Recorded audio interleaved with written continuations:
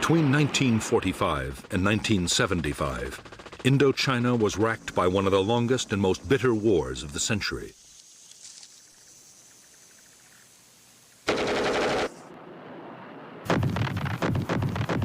The battle for Vietnam drew in millions of soldiers, Vietnamese, French, American, Australian, Korean, and British, and profoundly affected the lives of vast numbers of civilians.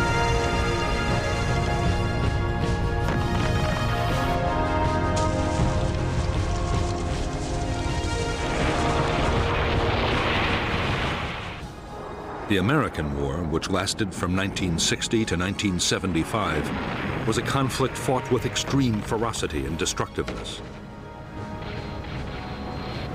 There was, on the ground, a guerrilla war of firefights, merciless search and destroy operations, and endless sieges, and also an air war of extreme intensity.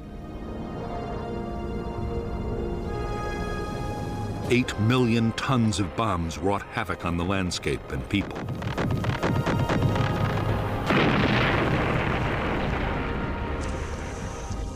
The war that cost 1.3 million lives, including 58,000 American dead, was about much more than the fate of one small country. 20 years before the first American combat soldiers set foot in Vietnam, the seeds for America's war had been sown.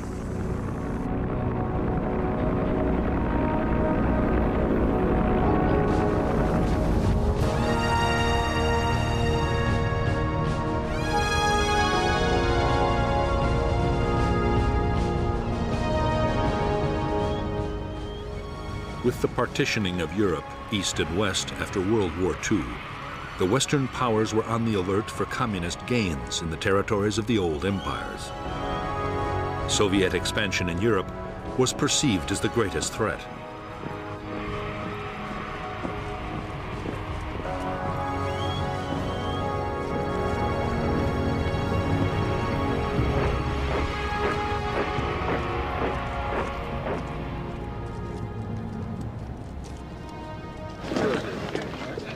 In October 1949, Mao Zedong proclaimed the People's Republic of China. The battle lines of the Cold War were now clearly drawn.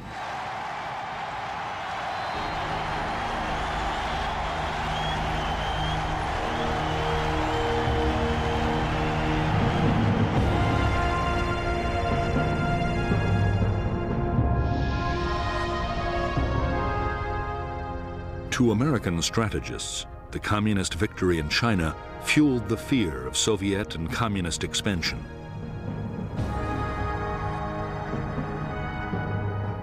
At stake, they believed, were economic interests throughout Asia and the Pacific, and U.S. communication and trade links to the Indian Ocean. President Eisenhower believed that one Asian country falling to communism would bring down its neighbors in a domino effect. Soviet and Chinese power would advance southwards until even the Australian continent was threatened.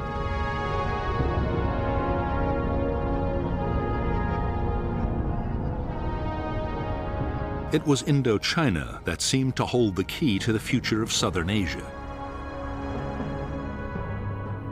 The region bordered the newly created Chinese People's Republic and was still a French colony. French strategy was to hold on to power by creating puppet states in Vietnam, Laos, and Cambodia. The biggest obstacle to the French plan was the Viet Minh, a huge Vietnamese independence movement.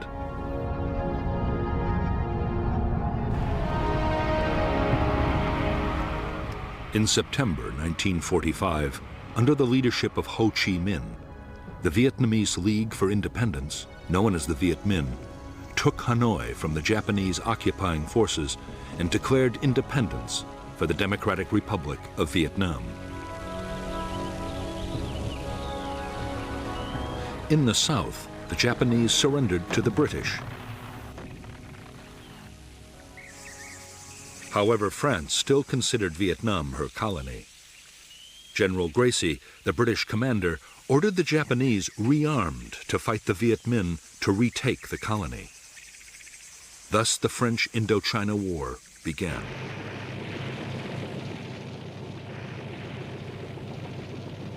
In the war between the French and the Viet Minh, the United States had until recently stayed strictly neutral. U.S. officials had originally supported the Viet Minh and its leader Ho Chi Minh, and they also strongly opposed the French attempt to keep their old colony. However, that was before the rise of Communist China. Now, the fear was that if the Viet Minh beat the French, they would open the door to the Chinese and the Soviets. Cold War politics had come to Vietnam.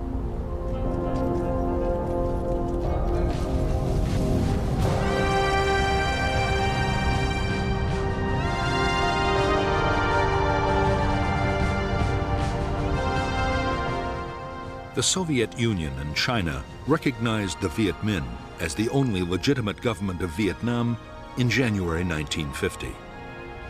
Already China was giving Ho Chi Minh arms, ammunition, and training bases.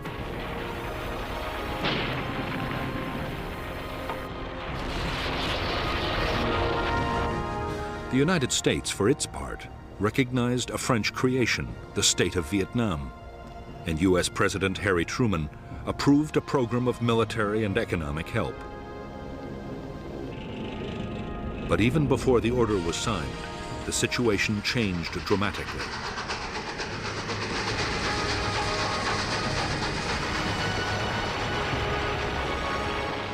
In June 1950, war broke out in Korea.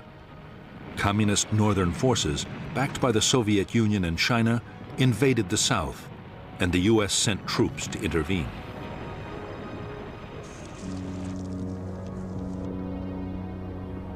By October, American units were locked in combat with Chinese divisions on the Korean battlefield. Now, it seemed to the United States more important than ever to contain China on every possible front. That meant a massive increase in backing for the French in Vietnam.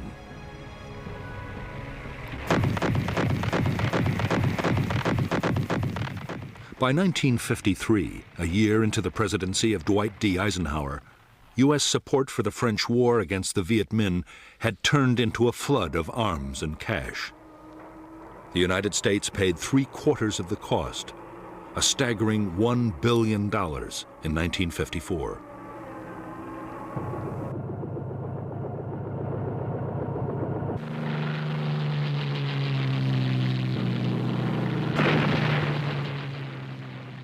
The problem was that even with colossal American aid, the French were failing to beat the Viet Minh. The guerrillas now numbered 120,000 trained troops, backed by 200,000 local fighters.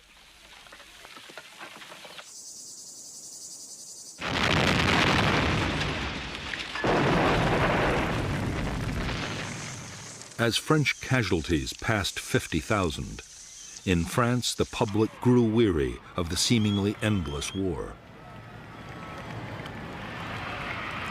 There were calls for negotiations with the Viet Minh. Pressure for talks grew even greater as the conflict in Korea ended.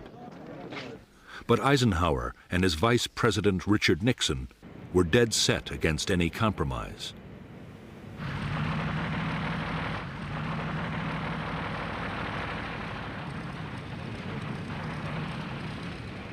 In spite of U.S. opposition, some kind of peace effort in Indochina looked inevitable. The hope was that the French might win a major battlefield victory and so strengthen their hand in any talks. The result was a plan for a big offensive in late 1953. The main effort would be in southern Vietnam, but the French also meant to launch a blocking operation in the north that just might deliver a major victory.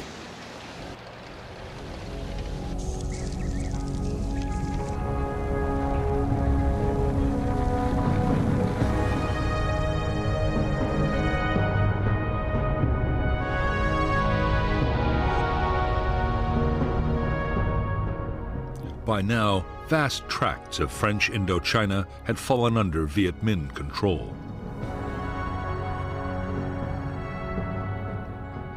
In the northeast of Vietnam, the only French territory was an enclave around Hanoi. The insurgents' main military stronghold was in the Viet Bac, a mountainous region near the Chinese border.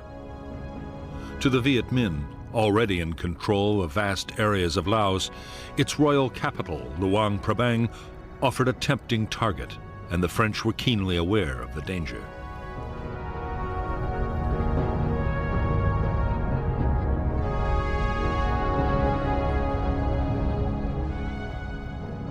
The French plan was to create at Dien Bien Phu, deep in hostile territory, a fortified base which would threaten the enemy's supply lines to Laos.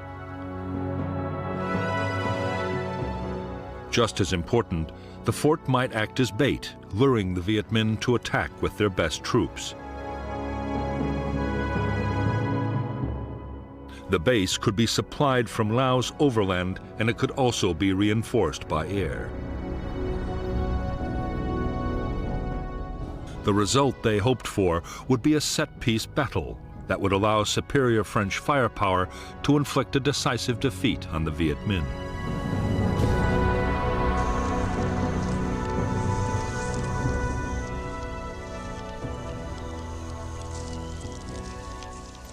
In late November 1953, the Viet Minh's 316th Division advanced towards Laos, just as the French had expected. On November 20th, 800 elite French paratroopers, including a battalion of the Foreign Legion, were dropped near Dien Bien Phu. The reaction of the Viet Minh was to march elements of 5 more divisions towards the French camp.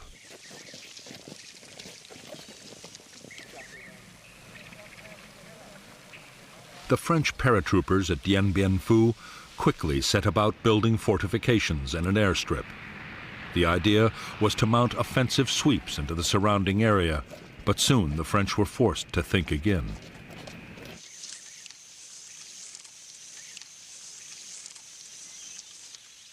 As the Viet Minh massed around the base, it became suicidal to venture far outside.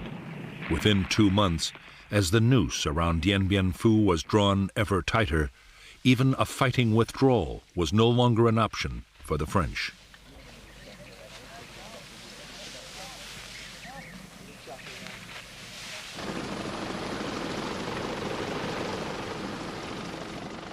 Even though his forces were now surrounded, the French commander, Colonel Christian de Castries, was completely confident.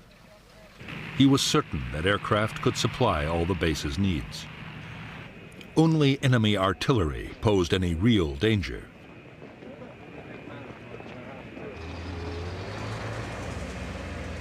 Some Viet Minh guns had begun to fire on the base, but the French were sure that only a handful could have been deployed in such difficult hilly terrain.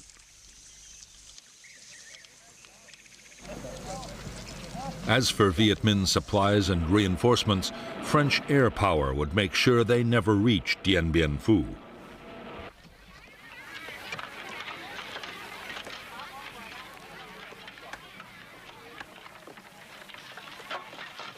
Even though up to 100 French planes attacked Viet Minh supply routes every day, their efforts were having little effect. Too often, aircraft were grounded by the weather, and in any case, the Viet Minh were masters of camouflage and deployed huge numbers of anti-aircraft guns.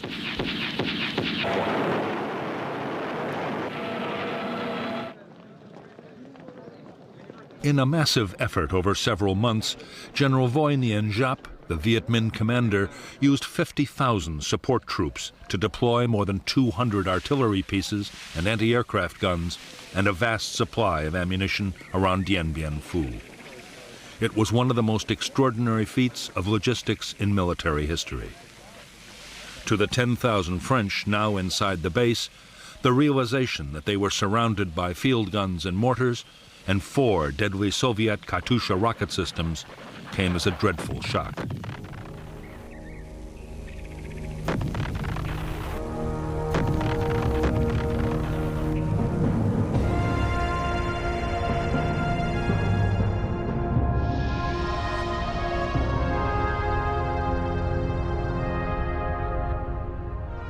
The French base at Dien Bien Phu had been sited on a flat valley floor. The airstrip and headquarters were the focus for the main battle position, a complex of 5 strongholds codenamed Françoise, Huguette, Claudine, Eliane, Dominique. To break up attacks, strongpoints Anne-Marie, Gabrielle, Béatrice, and Isabelle had been created on a series of low hills. The base was manned by 9 infantry battalions and 2 crack parachute battalions. For support, there were artillery and mortars, light tanks, and fighter bombers.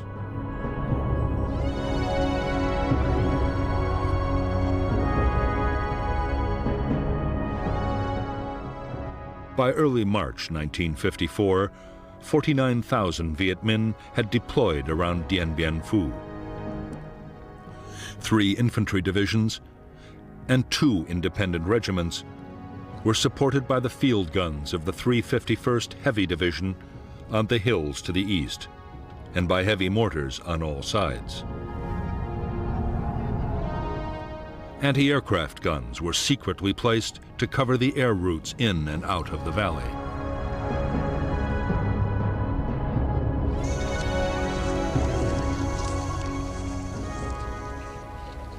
As the weeks went on, Viet Minh artillery fire caused more and more casualties amongst the French at Dien Bien Phu.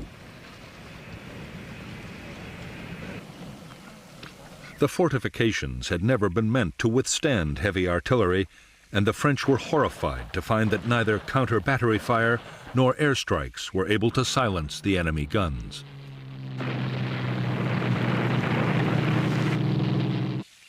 They were too well dug in to hillside caves and bunkers, and too well camouflaged. Any day now, the French knew, they would face an all-out enemy attack. It came on March 13th, 1954.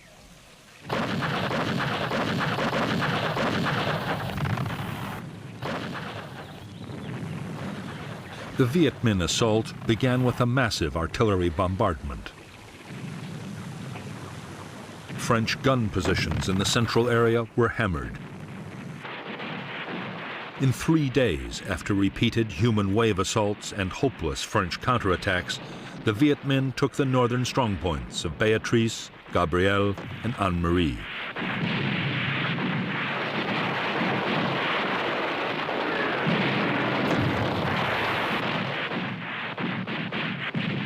The loss of their northern outposts cost the French 1,500 men. The Viet Minh had suffered much worse, nearly 7,000 killed and wounded, but they had proved that the French defenses could be overcome.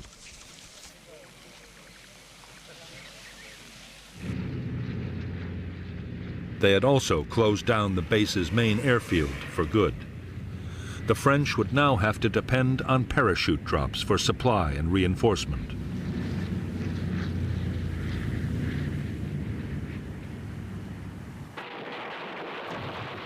After a 2-week lull, the Viet Minh renewed their offensive.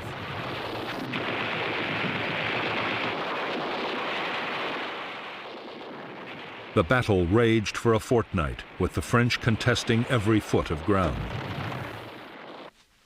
In the end, shocking Viet Minh casualties forced General Giap to pause. Meanwhile, the French situation was getting desperate. Ammunition and food was short, and 3,000 wounded were trapped inside the base in appalling conditions.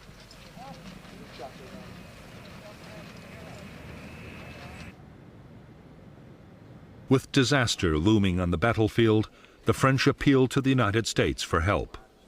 There was a plan to use American bombers and even to drop 4 nuclear weapons, which was codenamed Operation Vulture. But Eisenhower ruled out any American military intervention unless other allies took part. None agreed to help. The French at Dien Bien Phu were to be left to their fate.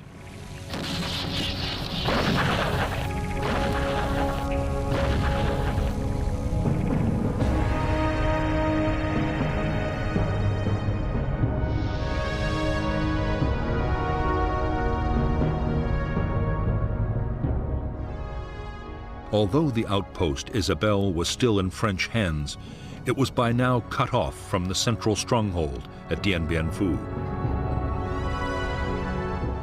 Besieged by the Viet Minh 304th Division, Isabelle was under heavy artillery fire. Incredibly, although attacked time and time again, the post would hold out until the very end of the battle.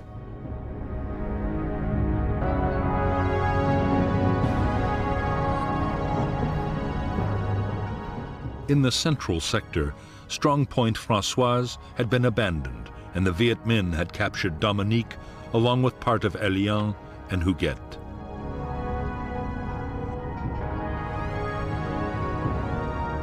However, there were two new strong points, Sparrowhawk and Juno.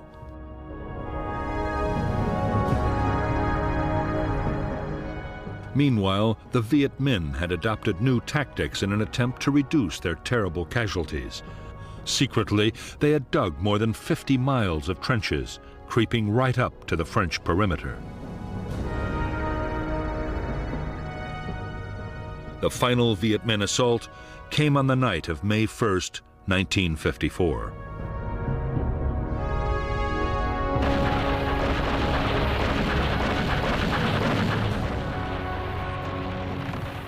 After a massive barrage, the Viet Minh infantry hit the remaining bunkers of Huguet and Elian. In spite of fierce French resistance, positions fell one by one until, on the evening of the sixth day, a huge mine demolished part of Elian and its last bunkers were overrun.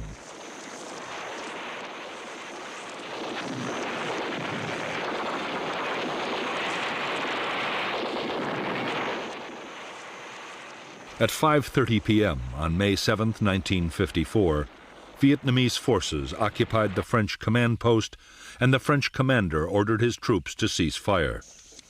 It was 55 days to the minute since the battle had begun. At Dien Bien Phu, 3,000 French troops had been killed and 8,000 wounded. The Viet Minh had suffered much worse, with more than 8,000 dead and 12,000 wounded. But for them, the outcome had still been a triumph. On the eve of an international conference on Indochina, they had shattered France's resolve to carry on the war.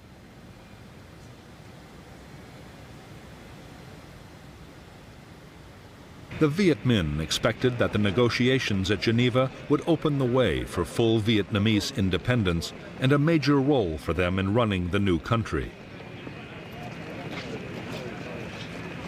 In fact, the Viet Minh negotiators faced bitter disappointment.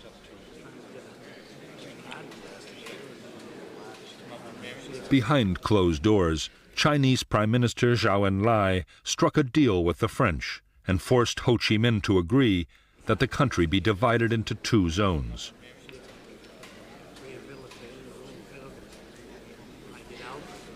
There was to be a ceasefire, but there would be no immediate decision about who was to control Vietnam until elections settled the future.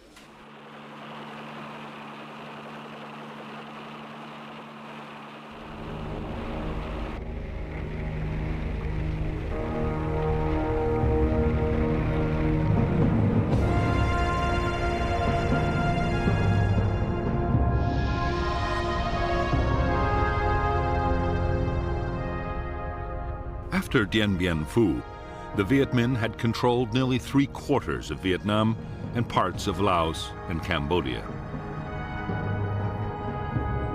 At the peace conference, Laos and Cambodia were confirmed as independent states, but Vietnam was divided at the 17th parallel. The Viet Minh were given control of the northern part, the Democratic Republic of Vietnam, with its capital in Hanoi. In the south, the state of Vietnam was to be run from Saigon. A demilitarized zone was established between the two regions. By agreement, 190,000 French-led troops would be withdrawn from north to South Vietnam. 80,000 Viet Minh troops in the south, mostly Southerners, would go to the north.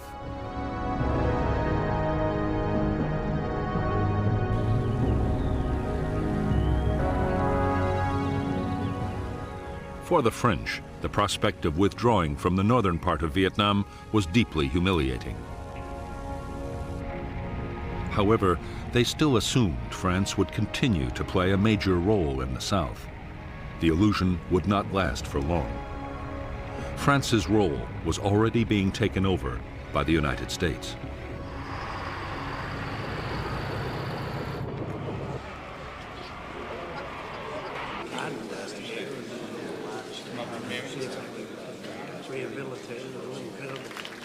On September 8, 1954, at a conference in the Philippines, the U.S. sponsored the creation of the Southeast Asia Treaty Organization, which would soon include South Vietnam.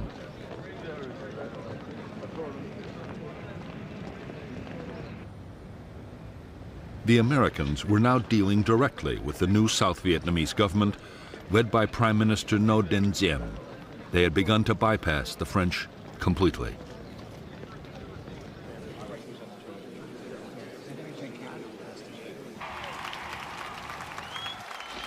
On October 9, 1954, the Viet Minh 308th Division, veterans of Dien Bien Phu, marched in triumph into Hanoi, in accordance with the Geneva Agreement.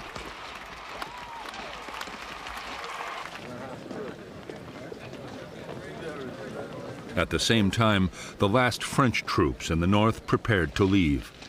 With them went 850,000 refugees, encouraged by a CIA black propaganda campaign and fearing for their future under Viet Minh rule.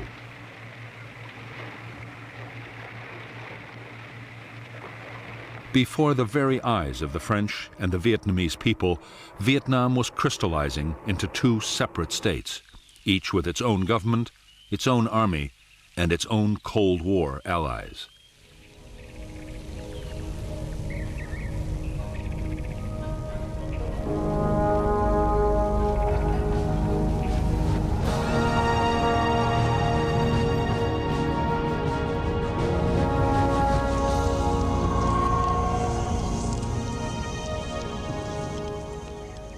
For Ho Chi Minh, the North Vietnamese president, the years following the Geneva Agreement were bitterly disappointing. Ho was adored by millions of Vietnamese, North and South, as the man who'd driven out the French. But he had only won half a victory. South Vietnam, backed by the United States, refused to hold the elections that had been agreed at Geneva, the elections Ho had counted on, in which the U.S. knew he would win, to reunify the country. Everything pointed to the fact that the division of Vietnam would be permanent.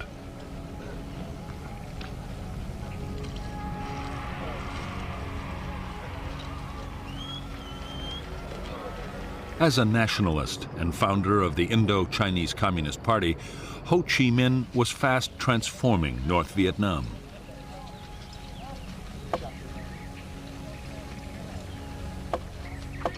The party took control of almost every sphere of life.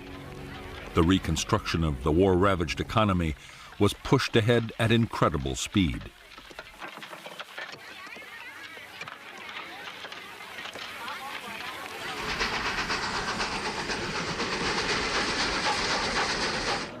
One of Ho Chi Minh's highest priorities was to get as much aid for North Vietnam as he could from the Soviet Union and China.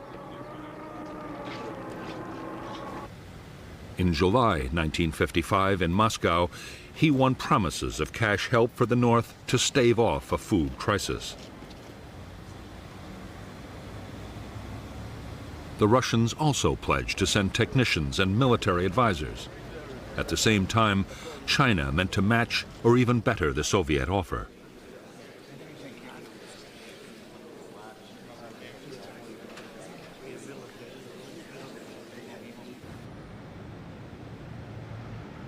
Although Ho Chi Minh's greatest ambition was to reunify North and South Vietnam, so far he had urged his followers to be patient. he had refused to back guerrilla warfare against the South. Both China and the Soviet Union were also insisting on caution. But by 1958, pressure to back an armed campaign was mounting.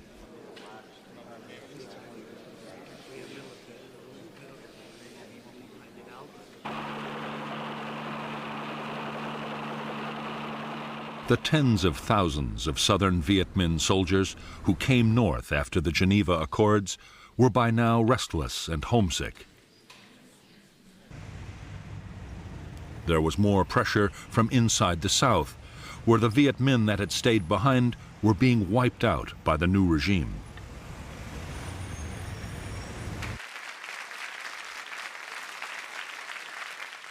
In the northern government, an increasingly powerful faction of Southerners, led by Lê Duan, the Communist Party General Secretary, was also arguing for strong measures. In January 1959, with Ho Chi Minh's blessing, the North Vietnamese Communist Party voted to support armed revolution in South Vietnam. To help the campaign, 4,500 Viet Minh Southerners were prepared for infiltration back into the South.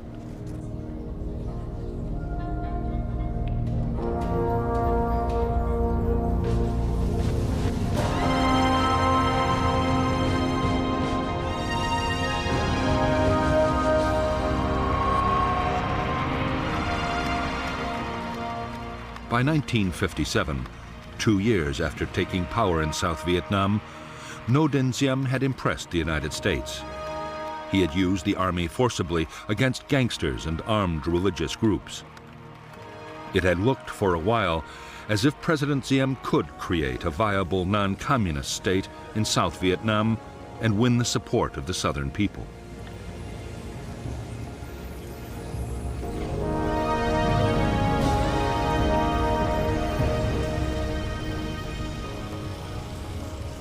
In fact, Diem had no intention of introducing the democracy or the social reforms that the United States wanted. He unleashed a savage campaign against his political opponents, using the army and police to make mass arrests.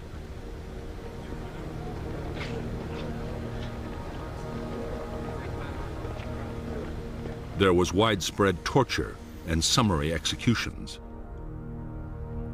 At the same time, Diem's own family built up enormous wealth and power, while most of the South Vietnamese continued to live in dire poverty.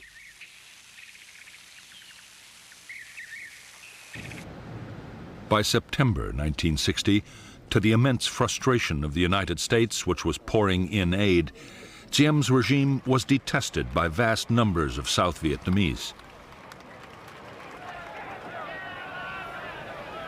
There was already virtual civil war, with armed rebellions breaking out all over the country. Increasingly, the revolts were being led by nationalist and communist guerrillas, and some trained men infiltrated down from the north.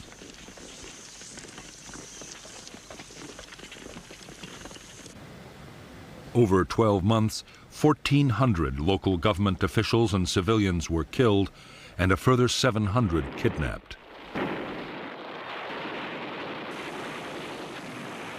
In South Vietnam, the guerrillas began to mount bold attacks on military posts, convoys, and railways.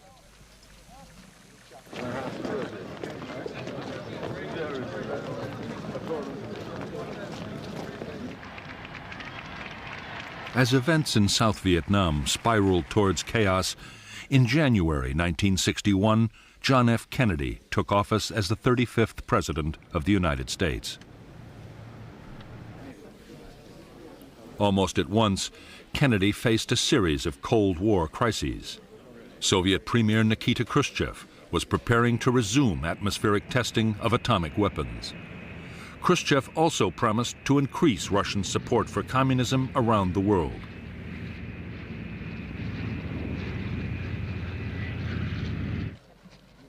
The climax came in August 1961 with a tense standoff in Europe as the Russians sealed off East Berlin and began to build the Berlin Wall.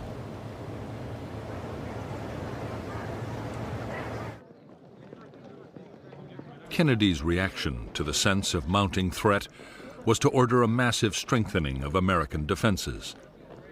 He ordered the call-up of 150,000 military reservists. A program was launched to build public nuclear fallout shelters right across the United States.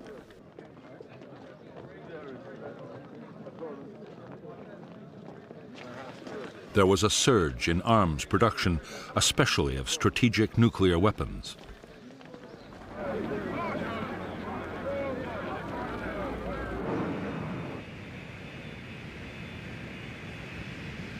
With so many immediate crises demanding the attention of the president, Vietnam was far down the White House agenda.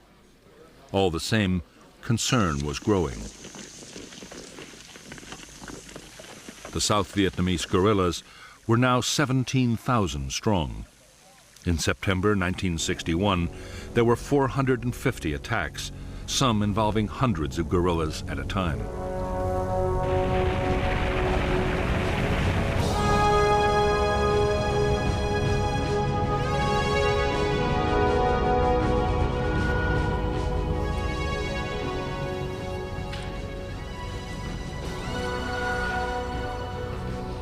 Shortly after the decision to mount an armed revolution in South Vietnam, an organization had been created to control the military and political effort.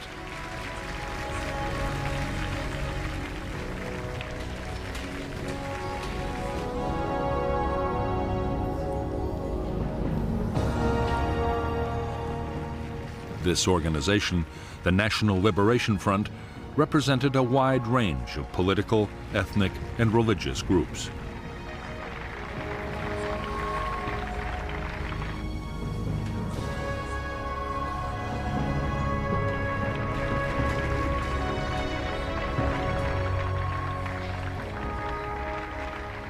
The military wing of the NLF was the People's Liberation Army.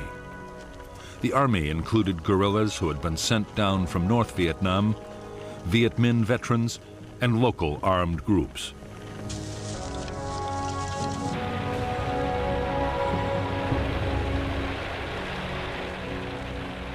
The main purpose of the force was to support the political battle, and the civilian leaders of the front kept tight control.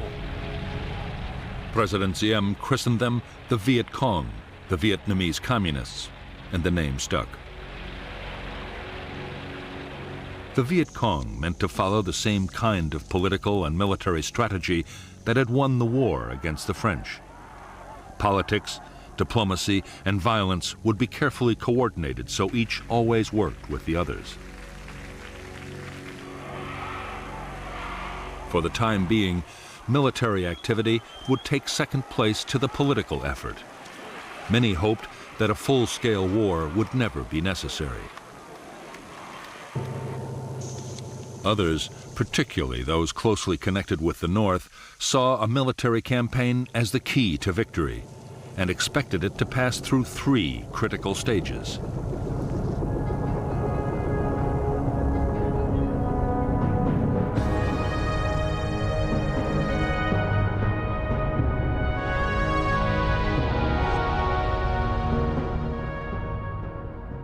In the first phase of the revolution, with the National Liberation Front's insurgents greatly outnumbered by Saigon's army, the task for guerrilla units would be to survive in the face of government attack.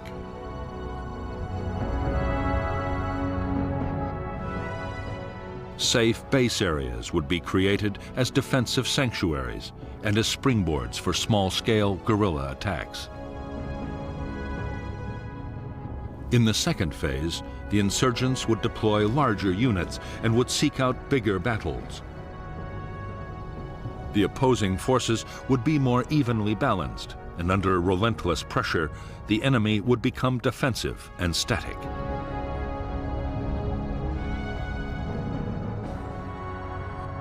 In the third phase, at the key moment when the NLF became stronger than the government army, they would launch large-scale assaults against enemy installations and seek out decisive conventional battles.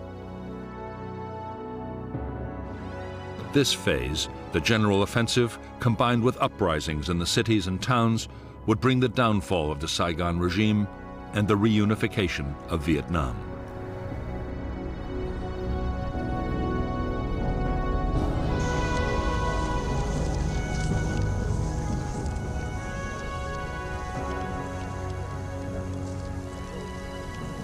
While the revolution was in its early phase, the NLF meant to build up its organization as fast as it possibly could.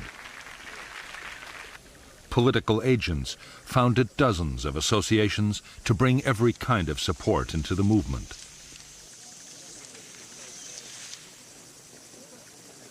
There were associations for women, farmers, students, and workers. In less than 2 years, the front claimed 300,000 members.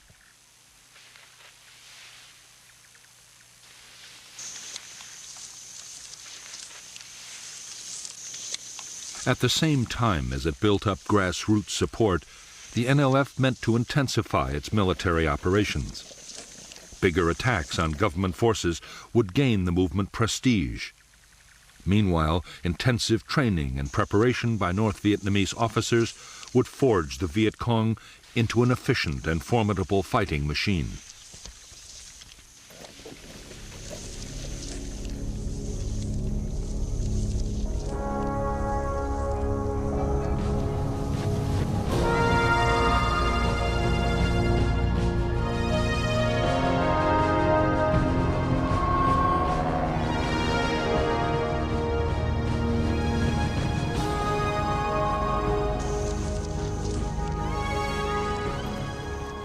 As the NLF tightened their grip on the countryside, the South Vietnamese army began to behave exactly as the guerrillas had expected them to. They grew increasingly defensive, staying in fortified posts and never venturing out after dark. Battles only happened when the guerrillas chose, and the army suffered a steady drain of casualties.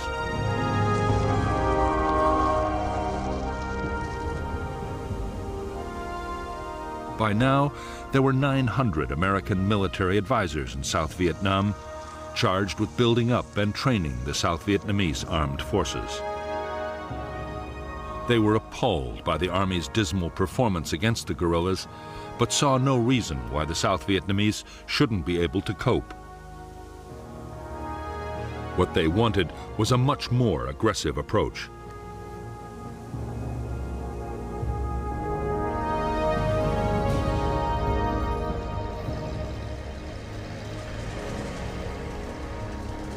American advice was that the Army should get out on mobile operations and find the bigger enemy units. The Civil Guard and militia could look after local security. The Americans developed a counterinsurgency plan, supposed to better coordinate the different forces, but progress on the ground was painfully slow.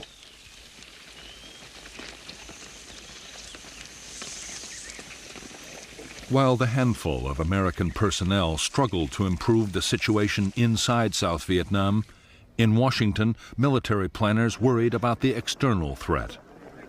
The fear was that North Vietnam, or even China, might take advantage of the South's weakness.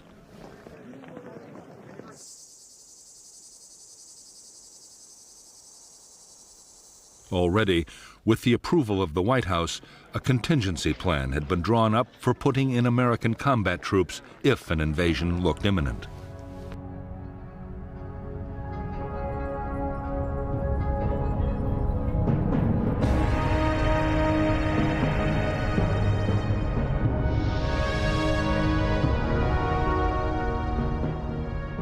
If North Vietnam or China looked likely to invade the South, the American contingency plan, Op Plan 32, called for rapid deployments. A Marine Expeditionary Force would be based at Da Nang, an Army division near Saigon, and another near Pleiku. Another division might be sent to bolster Thailand. If the invasion actually happened, U.S. forces would be increased by another 3 divisions. Aircraft carriers and land-based bombers would be positioned for massive attacks on North Vietnam, while amphibious, airborne, and ground forces would mount a full-scale invasion of Northern Territory.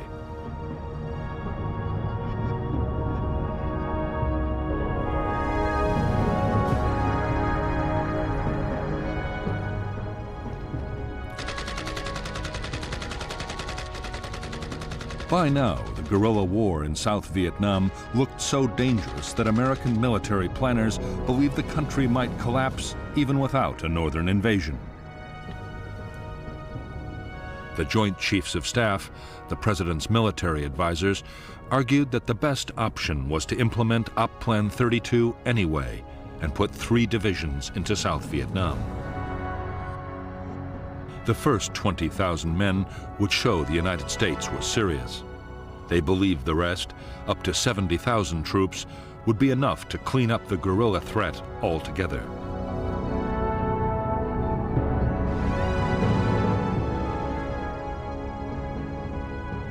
Although the Secretary of Defense, Robert McNamara, was in favor of sending in troops, President Kennedy had no desire to embroil American soldiers in an Asian guerrilla war. But neither could the president afford accusations that he was soft on communism. In November 1961, Kennedy approved a compromise plan drawn up between McNamara and the Secretary of State, Dean Rusk.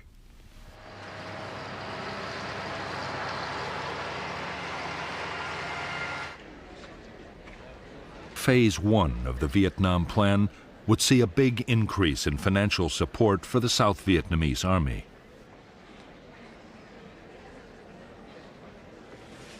The number of American military advisors in Vietnam would be raised to over 3,000. More American equipment would be sent, including helicopters, 300 pilots to fly them, and maintenance personnel. For the time being, the president put off a decision on the second phase, the possible deployment of American combat troops.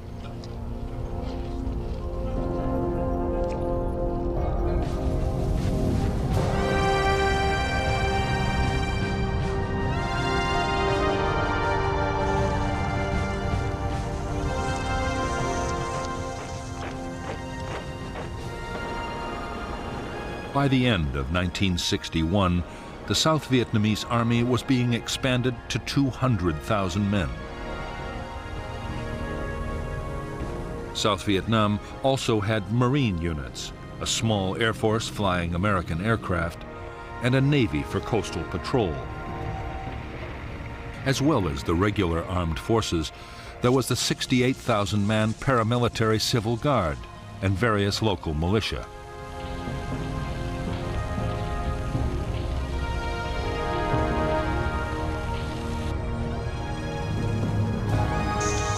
Since the United States had started rebuilding the South Vietnamese Army back in 1955, the force had been organized, armed, and trained to fight large-scale battles. The danger had been expected to come from the North Vietnamese or Chinese armies, not from guerrilla bands.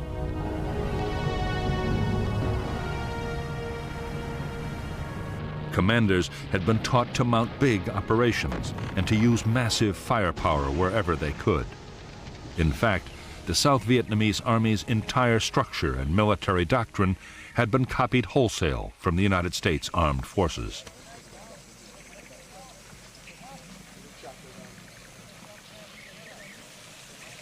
Senior American commanders had no doubt they were teaching the South Vietnamese the right tactics for the war they had to fight. Their main worries were about leadership and morale. President Diem had appointed his generals for their political loyalty rather than their abilities, while junior officers' promotions depended on family connections. As for the men, they were sometimes so poorly supplied they had to steal food. Desertions were running at 400 a month.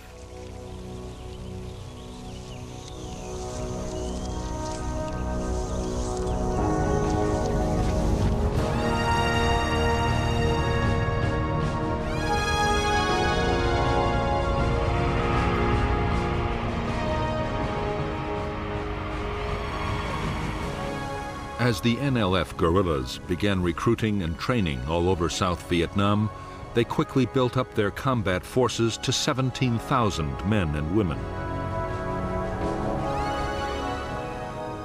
These were the main force troops, uniformed and trained to fight anywhere in units hundreds strong. Main force battalions were under the direct control of the NLF High Command, and a high proportion of their officers were trained troops from the north.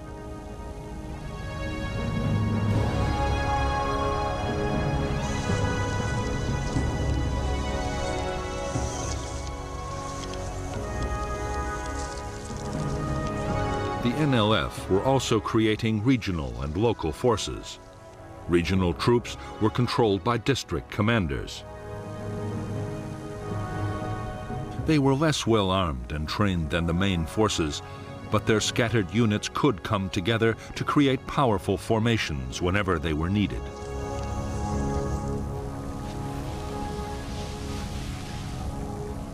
Local guerrilla units were based in the villages. They were part-time soldiers whose main job was to defend areas where the NLF was gaining control.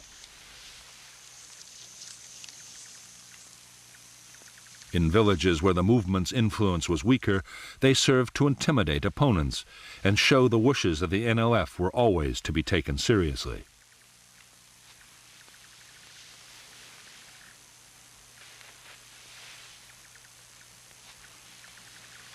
The vast majority of new recruits to the NLF were teenagers with no military experience. In the hamlets, they were organized by political officers into three-person cells. Long ago, the Chinese communists had found that three made for a group more tightly knit and loyal than any other number.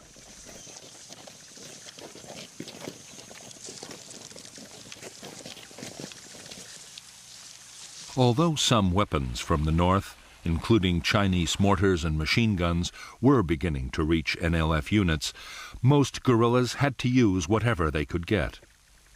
Rifles and equipment captured from the government army or left over from the French War made up the bulk of the arsenal.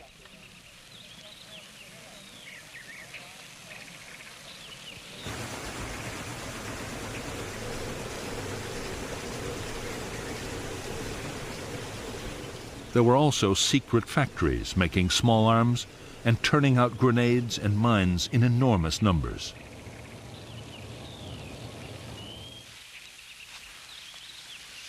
Local forces depended on even more primitive weapons.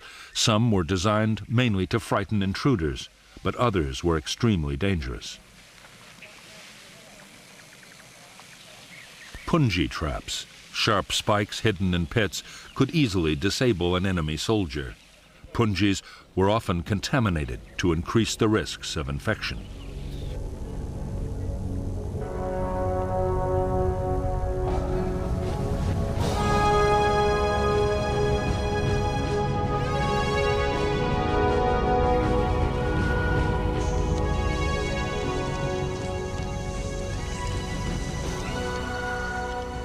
By the end of 1961, the Saigon government was forced to admit it was faced with a full-scale war.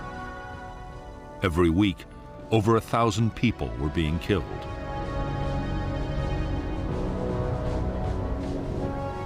All over the country, the NLF were organizing whole districts along communist lines, controlling education, health, and agriculture.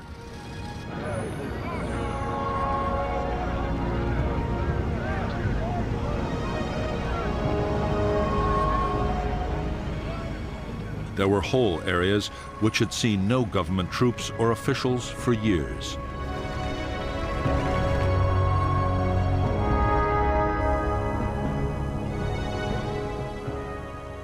In spite of all the setbacks, American military advisors in South Vietnam were still confident the fight against the communists could be won.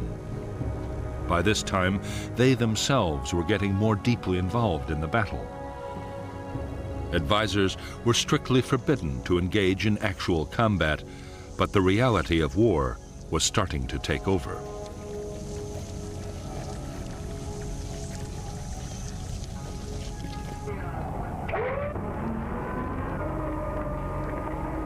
On December 11th, the helicopters promised by President Kennedy arrived at the Saigon docks. With them came 400 U.S. personnel to maintain and fly the aircraft. Within weeks, the helicopters and their American pilots would be in action on the Vietnamese battlefield.